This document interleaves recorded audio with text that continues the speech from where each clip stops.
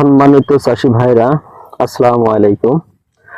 আপনারা আমার এখানে ভিডিওতে দেখতে পাচ্ছেন যে করলার জমি আসলে উপরের পাশ পরে দেখায়, আসলে অনেক ছেয়াও আর কি, অনেক নিচু করে মাচা করা। তারপরে দেখেন এটা দেশি বোল্ডার জাতের করলা। দেখেন আপনাদেরকে যদি ধরনটা দেখায় তাহলে বুঝতে পারবেন।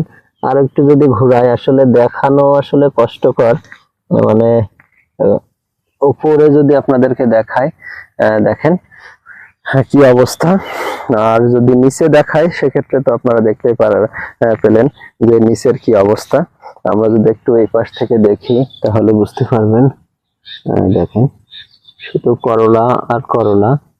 দেখেন এইভাবে আর কি করলা চাষ করতে পারেন। মাচায় আসলে এই বৃষ্টিপাতের মধ্যে দিয়েও মাচায় করলা চাষ করে কিছু ফলন পাবেন আপনারা, আশা করি। আর যদি মাটিতে থাকতো তাহলে এই করলাগুলো আপনারা ফলন পেতেন না। এই জন্য আপনারা চেষ্টা করবেন মাচায় করলা চাষের জন্য। ধন্যবাদ সবাই।